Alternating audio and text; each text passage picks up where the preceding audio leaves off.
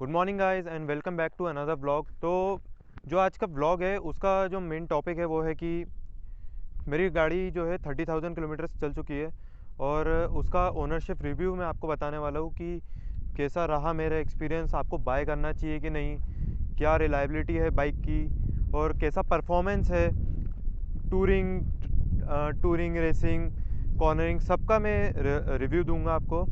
So stay connected. तो सबसे पहले तो बात कर लेते हैं कि मेरी बाइक चल कितनी चुकी है। तो बाइक चल चुकी है अप्रॉक्स 32,000 किलोमीटर्स। जो अभी जो मीटर है मैं आपको दिखा देता हूँ अभी।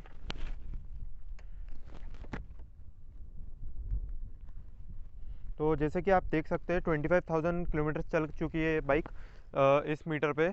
और एक्चुअली मेरा एक्सीडेंट हुआ था 2017 में, तो उस टाइम 7,000 अराउंड कुछ चली हुई थी बाइक। गाड़ी जो है 155 सीसी का इंजन है गाड़ी में, 14 bhp प्रोड्यूस करती है, मेरी BS3 मॉडल है। और सुजुकी सुजुकी की जो रिलायबिलिटी मेरे को मिली है वो बहुत शानदार है, रिलायबिलिटी है बाइक की। मेरे को भी कभी ऐसा नहीं लगता यार गाड़ी ने धोखा दे दिया या टूरिंग वूरिंग कर रहे हैं और उस पर कुछ प्रॉब्लम हो गई मेरे साथ। तो प्रॉब्लम्स तो हुई है लेकिन गाड़ी की वजह से नहीं, मेरी गलती हो गई है उसमें। तो मैं आपकी गाड़ी के बारे में बता देता हूँ। तो स्टार्टिंग से आगे से बिल्कुल सामने से चालू करते हैं। हेडलाइट जो है हेलोजन जो थी पहले, तो यार हेलोजन बिल्कुल बेकार है, कुछ काम की नहीं है। ये HID मैंने लगाई है, LED भी बोलते कुछ कोई। तो इसमें 3 वे LED है ये। तो इसका बहुत परफेक्ट लाइट पड़ता है रोड पे, थ्रो बहुत अच्छा है इस हेडलाइट का। और जो टायर है, टायर भी अभी मैंने चेंज कर लिए, 27,000 अराउंड पे मैंने टायर चेंज कराए थे। तो आगे जो टायर डला है वो है MRF नाइलो ग्रिप जैपर FYM, आप देख सकते हैं। तो ये जो नॉर्मल साइज़ आता है टायर का 100/80 17 इंच, वही टायर डलवाया आगे। लेकिन थोड़ा मॉडल चेंज है MRF का ही। और जो पीछे मैंने टायर डलवाया है वो है MRF रेव्स S। तो ये 130 टायर डलवाया मैंने पीछे, 130/70 R17।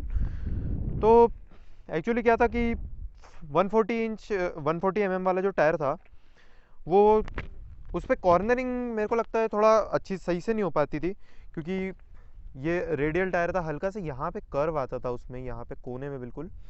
तो उस पर अच्छे से कॉर्नरिंग नहीं हो पाती थी, तो इसलिए 130 का टायर लगाया था। इसमें बिल्कुल करेक्ट करेक्ट कर्व आता है।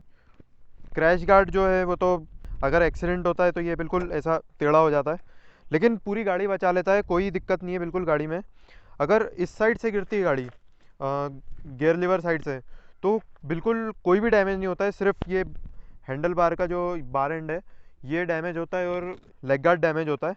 बाकी अगर बाइक इस साइड से गिरती है, अगर ब्रेक रियर ब्रेक साइड से, तो इस तरफ में एक तो ये भी डैमेज होता है, ये बेंड हो जाता है और बाकी ये डैमेज होता है। तो ब्रेक लेवर साइड से अगर गिरी तो ये तो ये आपका जाना ही है, कोई कुछ भी कर लो। और तो बटन्स की बात कर लेते हैं। बटन्स जो है, बटन्स की क्वालिटी बहुत बेकार लगी मेरे को। होंडा के जो क्वालिटी है वो ज़्यादा बढ़िया लगती है मेरे को एक्टिवा की, या होंडा की कोई भी बाइक की, टू व्हीलर की क्वालिटी ले लो, होंडा यामाहा की क्वालिटी बहुत बहुत बढ़िया लगती है मेरे को। इनकी जो क्वालिटी है आप देख सकते हो। यहाँ पे मैं चाबी चालू कर देता हूँ। अभी मैं यहाँ पे, आप पहले तो यही देख लीजिए कि पास पास वाली लाइट ही नहीं जलती है। आप ये देखिए, इधर पे मैं दबा रहा हूँ लेकिन यहाँ पे जल ही नहीं रही, मालूम नहीं क्या इशू है इसका। तो ये कभी कभी भी ठीक नहीं हो पाया, शोरूम पे भी मैंने बहुत बार बोला लेकिन कभी ये इशू रिजॉल्व ही नहीं हो पाया। और इसका जो इंडिकेटर है, इंडिकेटर जैसे आप देख सकते हो चालू हो गया, लेकिन ये बीच में दबाने पर कभी बंद नहीं होता है, बहुत 3-4 बार दबाओगे तो ये बंद हो जाता है। तो ये बहुत बेकार क्वालिटी है बटन्स की। बाकी मैंने हॉर्न के साथ जो पास लाइट है उसको कनेक्ट किया है, जो हाईवे पे बहुत हेल्प करता है, आप देख सकते हो ये। बाकी यहाँ पे किल स्विच बहुत बढ़िया है, यहाँ पे मैंने हैज़ार्ड लाइट्स का लगाया है बटन, और सेल्फ ये बटन सब बढ़िया है। बस ये पास स्विच और इंडिकेटर में ही मेरे को इशू आता है। और यहाँ पे आपको ये चोक दिया हुआ है, तो ये इतना हार्ड हो गया है मेरा तो, क्योंकि कभी यूज़ करने की ज़रूरत ही नहीं पड़ी। चोक जो है कब यूज़ करे, ठंडी में गाड़ी कोल्ड स्टार्ट कभी प्रॉब्लम ही नहीं हुई कोल्ड स्टार्ट की, तो यूज़ करने की एक्चुअली कभी ज़रूरत ही नहीं पड़ी। बाकी और मैं दिखा देता हूँ आपको गियर गियर गियर जो है, गियर्स तो बहुत हार्ड है। और न्यू वाली जो 250 और 155 सीसी बाइक्स आ रही है जिक्सर की, वो भी जो गियर्स है बहुत हार्ड आता है। तो उसका तो इशू कभी रिजॉल्व हो ही नहीं सकता, आप ये समझ लो, उसी के साथ आपको डील करना पड़ेगा। बाकी ऐसा इतने भी हार्ड नहीं है कि आपको गाड़ी चलाने में मज़ा ही नहीं आएगा। मतलब अच्छे अच्छे अच्छे खास है, ऐसा नहीं है कि इशू आएगा आपको। फिर बात कर लेते हैं सीट की। तो सीट जो है, सीट बहुत सॉफ्ट है, नरम है। ऐसा प्रॉब्लम नहीं होता, ना बैक को प्रॉब्लम होता है, ना आपकी बम को प्रॉब्लम होगा। और सीटिंग जो आती है, सीटिंग भी बहुत सही आ जाती है इस पर। और पिलियन के लिए थोड़ा सा प्रॉब्लम है, क्योंकि आप देख सकते हो सीट जो है हल्की सी स्लैंट है, नीचे की साइड है, तो जब भी ब्रेक लगाओ तो पिलियन आगे खिसक जाता है। बाकी ऐसा दिक्कत नहीं है, पीछे भी पिलियन को भी कंफर्टेबल सीट है। बस वही इशू है कि आगे खिसक जाता है पिलियन, फिर उसको फिर पीछे जाना पड़ता है, फिर ब्रेक लगाओ तो फिर आगे आ जाता है, वो बस थोड़ा सा इशू है। और पीछे इंडिकेटर्स जो है वो मैंने हटा दिए थे, क्योंकि मैंने यहाँ पे फेंडर हटा दिया था और नॉर्मल छोटा सा NS 200 जैसा लगा दिया था, तो उसके लिए मैंने इंडिकेटर्स जो है यहाँ पे लगा दिए। आप देख सकते हैं ये यहाँ पे, और यहाँ पे इंडिकेटर्स है, तो LED फॉर्म में मैंने लगा दिए। तो आप देख सकते हो बहुत बढ़िया चलते हैं, ऐसा नहीं है कि किसी को दिखेगा नहीं।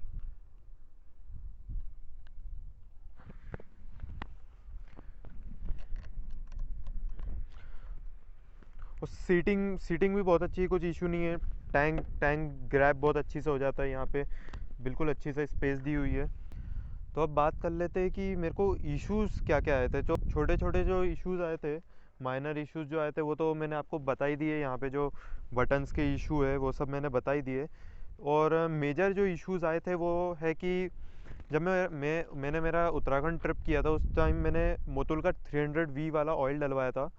तो एक्चुअली ड्यू टू क्या समझे, मतलब मेरे को भी आज तक समझ में नहीं आया, ड्यू टू हाई RPMs क्या हुआ, ऑयल ज़्यादा ही हीट हुआ और उसके कारण वेपर्स में कन्वर्ट होकर डायरेक्ट एग्जॉस्ट के थ्रू निकल गया, या क्या हुआ, मतलब मेरे को भी आज तक मालूम नहीं पड़ा है वो इशू।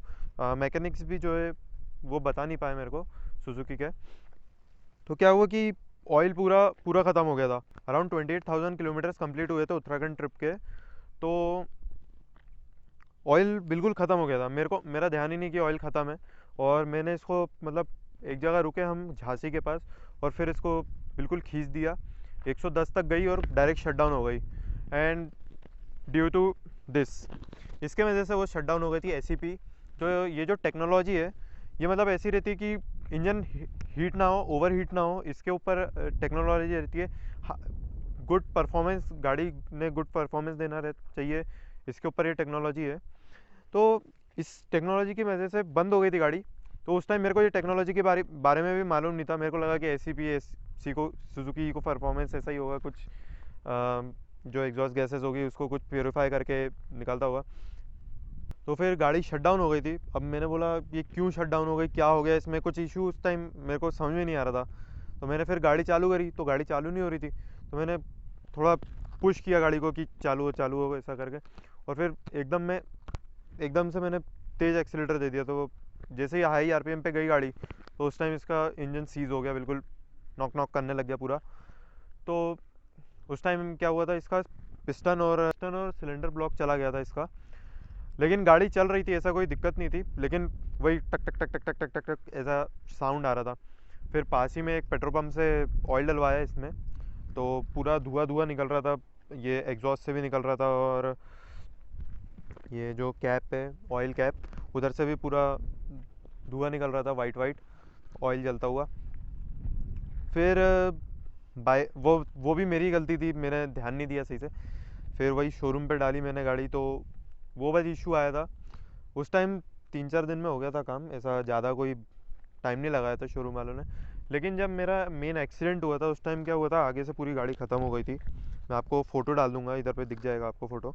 तो उस टाइम क्या हुआ था कि रिम टूट गया था और डिस्क बेंड हो गया था, ये हेडलाइट पूरा पूरा ये तो लगभग समझो पूरा पूरा ही ख़त्म हो गया था सामने से। सस्पेंशंस भी बेंड हो गए थे।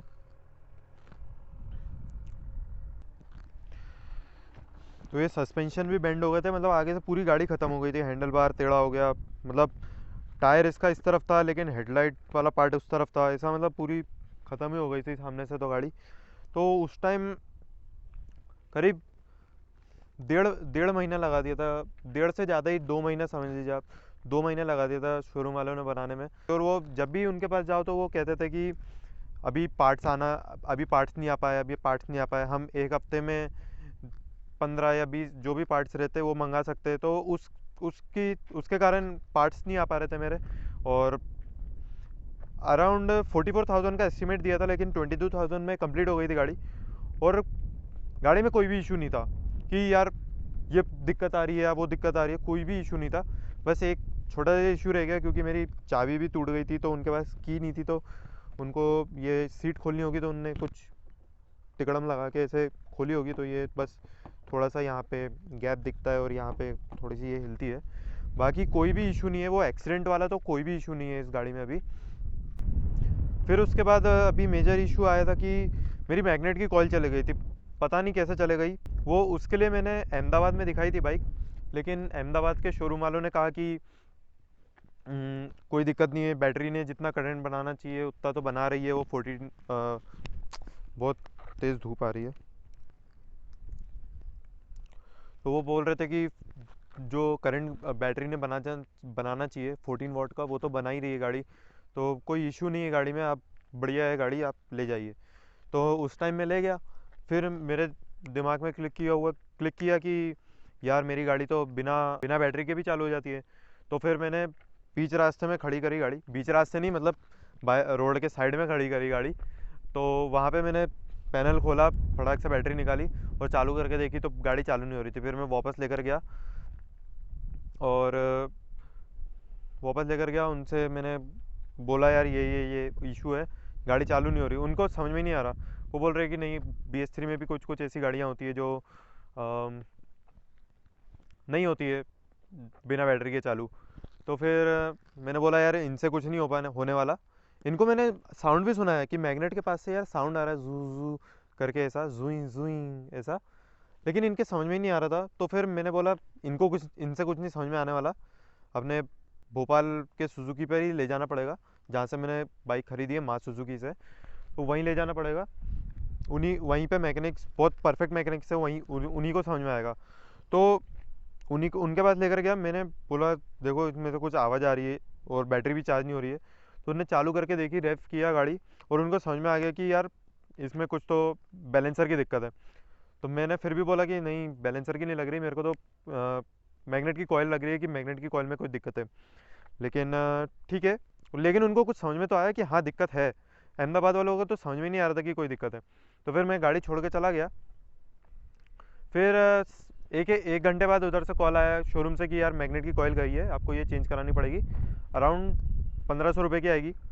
तो 1000 रुपये की आई वो मैग्नेट की कॉइल, और चेंज हो गई। और बढ़िया, बिल्कुल बढ़िया चल रही है गाड़ी, कोई भी इशू नहीं है अभी भी। और एक एक और इशू आया था, वो तो है कि टाइम के साथ आएगा ही वो इशू। जो अपना ये रहता है, क्या बोलते हैं इसको, कोन सेट। तो ये कोन सेट मेरे को चेंज कराना था क्योंकि बहुत टाइट हो गया था हैंडल, और ऐसा नॉक भी बहुत करता, नॉक करता था बहुत। तो फिर ये मैंने अहमदाबाद में लोकल सर्विस पे चेंज करवाया था। तो उसके बाद से थोड़ा सा आगे का ब्रेक लगाने पर एक नॉक करती है गाड़ी, तो वो करती थी लेकिन अब नहीं कर रही है जब से मैंने यहाँ पे सुजुकी भोपाल पे सर्विसिंग कराई गाड़ी की। तो गाड़ी बहुत बढ़िया है। तो और अब मैं आपको ऐसा बता देता हूँ, चार चार ऑप्शंस में मैं बताता हूँ आपको, रेसिंग, टूरिंग, कॉर्नरिंग और क्या करता हूँ मैं, ऑफ रोडिंग। तो ये चार चार ऑप्शंस में मैं बता देता हूँ। तो रेसिंग में जो है, अगर आप एक ड्रैग कर रहे हो तो ड्रैग में इसका पावर, अब इसके ड्रैग में इसका पावर बहुत अच्छा है। अभी तो ये BS3 है। अगर BS3 आपने अगर वीडियोस देखे होंगे पहले, तो ये गाड़ी पहले पिकअप में आगे निकलती थी लेकिन बाद में पीछे रह जाती थी। तो पिकअप अच्छा है गाड़ी का, तो पावर अच्छा है, पिकअप अच्छा है गाड़ी का। ऐसा सिटी राइडिंग में आपको कोई भी दिक्कत नहीं होने वाली है। सिटी राइडिंग में आप कभी भी गाड़ी खींचो, आपको लगेगा कि यार बढ़िया है गाड़ी में पिकअप तो अच्छा है, कोई दिक्कत नहीं लगेगी आपको गाड़ी में। फिर कॉर्नरिंग पे जाते हैं, तो कॉर्नरिंग का ऐसा है कि कॉर्नरिंग में मैं आपको दिखा देता हूँ क्या क्या इश्यूज़ है इसमें। तो कॉर्नरिंग में सबसे पहले आपका स्टैंड टच होगा। अभी ये स्टैंड जो मैंने लगाया है ये है CBR 250R का स्टैंड है ये। तो ये मैंने लगाया है। अब जो जिक्सर में आता है वो शायद इतना लंबा कुछ आता है स्टैंड, तो वो टच होता है। अच्छा ठीक है, इसको चेंज कर लिया आपने। फिर उसके बाद चांस आती है इसकी मेन स्टैंड की, तो ये मेन स्टैंड टच होने लगता है। अच्छा, मैंने मेन स्टैंड हटा दिया, उसके बाद ये टच होता है, फुट पैक टच हो जाता है। तो फुट पैक भी मैंने चेंज कर दिया। ये R15 वाले R15 में जो रियर फुट पैक्स आते हैं वो मैंने यहाँ पे लगाए। तो कॉर्नरिंग में यार अब तो कोई भी इशू नहीं है, कॉर्नरिंग बहुत बढ़िया करती है। अभी मैंने सर्विसिंग होनी थी इसलिए मैंने वो मेन स्टैंड जो है वो लगा दिया है। बाकी कॉर्नरिंग बढ़िया कर लेती है गाड़ी, कोई इशू नहीं है। फिर कॉर्नरिंग के बाद आते हैं टूरिंग पे। जो तो टूरिंग का तो ऐसा है कि यार एक बार साल में एक बार कर रहे हो तो ठीक है ये गाड़ी ले जाने के लिए। उसमें भी अब मेरा क्या है, मैं कैसे टूरिंग करता हूँ, मैं पूरी खींचता हूँ गाड़ी 110 पे खींचता हूँ मैं गाड़ी फुल। 8000 RPM 8500 RPM पे गाड़ी रहती है। तो मैं तो बिल्कुल 110 100 इस मतलब 100 के ऊपर ही करता हूँ टूरिंग। बाकी कुछ लोग रहते हैं जो 90 100 के बीच में ही करते हैं, तो उनके लिए तो बढ़िया है, उनको कोई इशू नहीं है। वो तो महीने साल में फिर कितने बार भी ले जाए तो कोई इशू नहीं है। साल में मैं एक बार इसलिए बोल रहा हूँ क्योंकि आप एक बार ले जाओगे आपको लगेगा, आपने टूरिंग तो कर लोगे 110 पे खींचोगे, आपको लगेगा यार ये कितना खींचना पड़ रहा है इस गाड़ी को, यार भाग नहीं रही है, ऐसा ऐसा आपको लगेगा थोड़ा सा। इसलिए मतलब सिटी तक अगर लिमिट रखे इसकी तो बहुत बढ़िया गाड़ी है। सिटी में बहुत बढ़िया गाड़ी है, आपको कभी भी ऐसा नहीं लगेगा कि यार पावर नहीं है इस गाड़ी में। और 5th गियर रखो और 25 की भी स्पीड रहती है, 20 की भी स्पीड रहती है, आराम से पिक हो जाती है गाड़ी। बाकी ब्रेक्स बहुत अच्छे हैं, ब्रेकिंग बहुत अच्छी है। नई वाली बाइक में आपको, नई वाली जो जिक्सर आ रही है उसमें आपको ABS भी मिल जाता है। ब्रेक्स में कोई इशू नहीं है, ब्रेक्स बहुत बढ़िया है। पीछे के मैं बता देता हूँ, पीछे के तो यार भाई अगर सिंगल सीटिंग में चला रहे हो आप तो फिर तो पीछे के बहुत कम ही लगाओ, पीछे का बहुत जल्दी लॉक होता है। लेकिन फ्रंट जो है वो लॉक नहीं होता है, बहुत बढ़िया है, मतलब अच्छी से आप ब्रेक दबा दो लॉक नहीं होगा। और बाकी मैं ओवरऑल और ऑफ रोडिंग में भी आपको कोई इशू नहीं आने वाला है। Off roading normal off roading जो करते हैं वो कोई इशू नहीं आने वाला है। अब ऐसी ऑफ रोडिंग नहीं होनी चाहिए कि यार अब पूरा ख़राब रोड है और आप बिल्कुल स्पीड में ही ले जा रहे हो, तो फिर तो यार कोई भी गाड़ी ख़राब होगी। नॉर्मली ले जाओ स्लो तो कोई इशू नहीं है, बढ़िया बढ़िया बढ़िया चलती है गाड़ी बिल्कुल एकदम। और ट्विन बैरल एग्जॉस्ट है, बहुत बढ़िया दिखता है। बाकी सब बहुत बढ़िया है गाड़ी का। तो मैं आपको साउंड सुना देता हूँ